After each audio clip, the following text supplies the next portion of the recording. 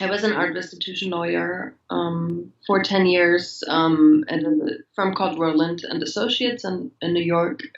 And yeah, we were only representing families who lost their art collections, uh, Jewish families who had to leave Germany. We had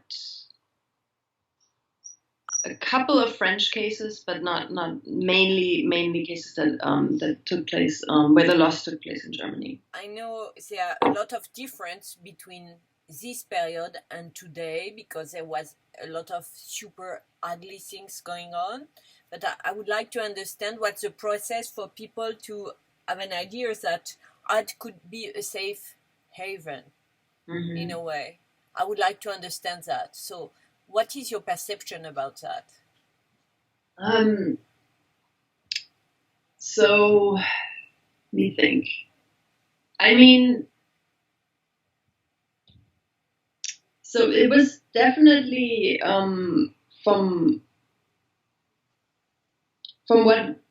what I know when the art sales that I always was looking at were the sales that occurred at a time where the seller was forced to give up the artwork because they needed cash to get out of the country, or they weren't able to, or they were forced to sell because the taxes, the what they called the Reichsflight taxes back then, they were levied on a person's entire property, and then based on the value of the property, which also included artworks, you had to pay a tax. So they tried to sell works beforehand or in the process of it, and then so these people were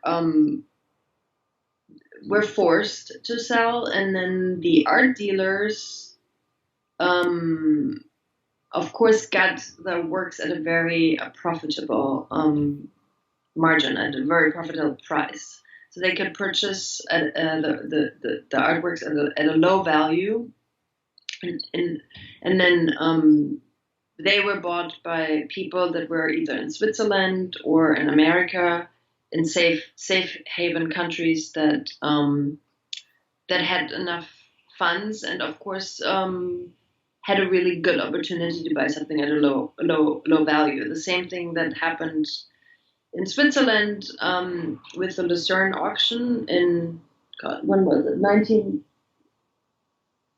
I don't want to say it. I don't. 1935 maybe.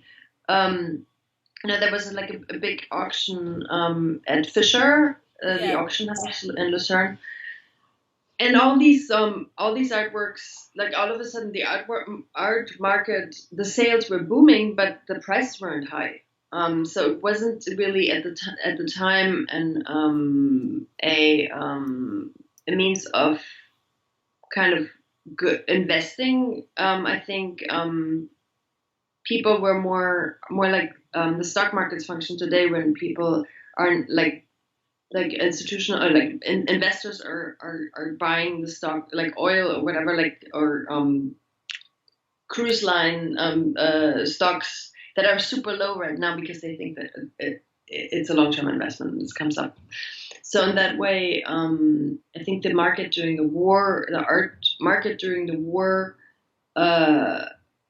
was still functioning, and there was a hope by the German government back then that they could actually, because the prices were so low and because so many people were forced to sell, they were thinking that, also with the kind of all the propaganda that was against expressionist art, etc., they thought they could kind of use the art sales also from the museums that were like all the confiscated work that was against German culture, the degenerate art.